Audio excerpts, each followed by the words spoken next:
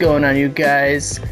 We are here and we are going to be talking about some predictions here today. Obviously, Backlash at Tampa going to be coming up on Saturday, I believe is when it is. There are currently 5 matches that are confirmed, so obviously if any matches are added, I will not obviously have a prediction for that, but over on my X account, I always give my predictions like the day of and stuff, so if you want to see me over there and see what my predictions are, I always make predictions over there as well, usually tweet them out.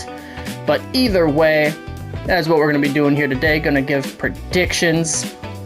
And starting off with the first match, we've got Braun Breaker going against Seth Rollins, and this one to me, I think this is a feud that they want to keep going on after Backlash. I don't think Backlash is where it's going to end at. I think they could really ride this all the way out to SummerSlam and end it there. And since that is the case, I do actually think Seth Rollins gets the win here. The reason I would say Seth would get the win here is because, I mean, I feel like Braun Breaker is gonna, if they ride it all the way out to SummerSlam like I am thinking they will do, I think Braun Breaker gets the, victory at the bigger show and everything. And honestly, Braun Breaker has just been, it's like he's got Seth's number. He has just been dominating him on every Raw last few weeks, it feels like, and Seth just can't get the upper hand. So I think Seth finally gets the upper hand at Backlash, and probably after the match, maybe Braun Breaker and some of the other Vision members attack him.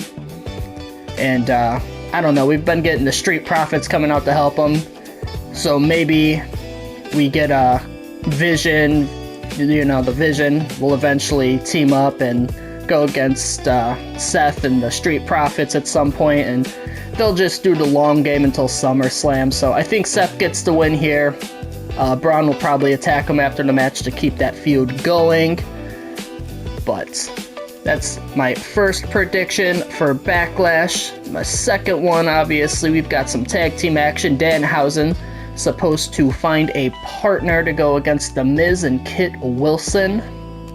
There has been some different, options out there. Some people say Jelly Roll, which I think if I had to pick someone, I think that's who it would be. I think Danhausen and Jelly Roll will end up teaming up.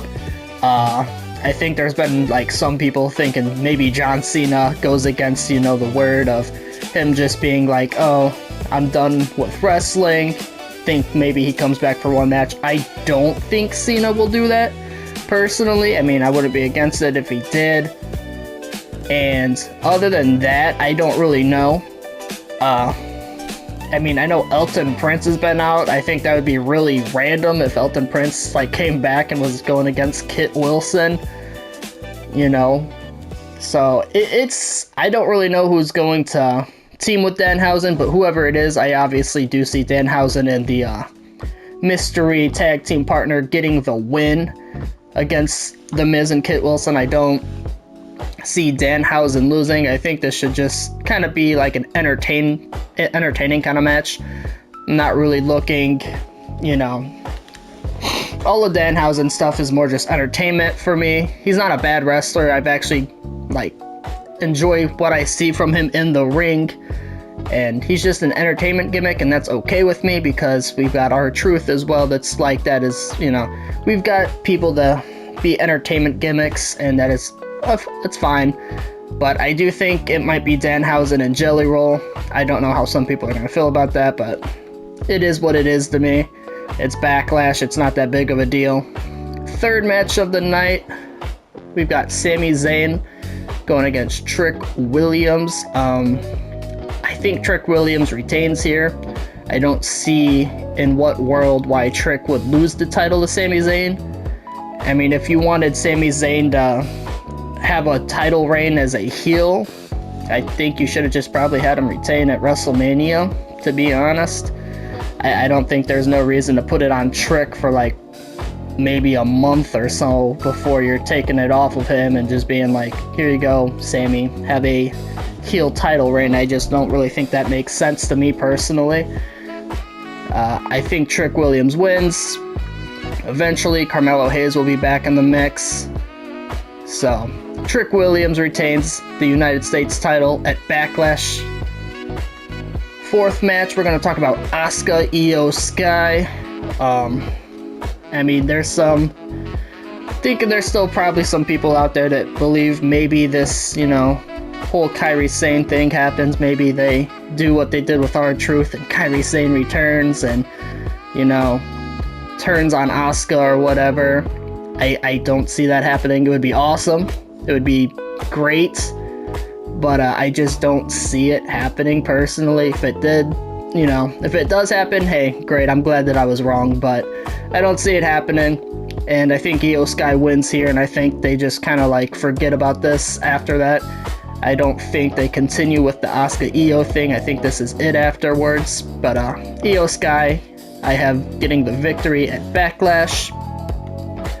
And then already in the main event, the World Heavyweight Championship being on the line, and I'm not sure actually how the setup's going to be. I'm sure this will be main eventing.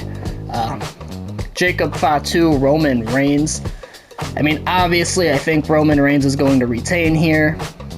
I mean, I wouldn't be against Jacob Fatu winning. I wouldn't. I actually like Jacob Fatu a lot. I think he would be interesting at some point as world champion, but I've said it before, I don't think they're going to make a big title change like the World Heavyweight Championship at Backlash. I just feel like they don't do it as much anymore, which is honestly kind of, in my opinion, it's dumb. I think they just do all the big title changes at SummerSlam, the Rumble, WrestleMania, and they do need to bring back that, shock factor every once in a while, that you can have a world title change at, a smaller, tier, your B tier, kind of like premium live events. And I'm not saying necessarily that Roman needs to lose the world title. That's not what I'm saying. But they do need to have some different, I want to be shocked every once in a while. I don't want to always, just be like, yeah, this is a throwaway match because obviously Roman's going to win. But Roman's only held the title since Mania, like I said. I don't expect him to lose here. I think he'll hold it all the way to probably SummerSlam. I have seen stuff about him supposedly not being around as much in June, so if that's the case, maybe Fatu wins here. I don't know. But, yeah, I still got Roman Reigns winning. But that is going to be the predictions video. Kind of a quick one.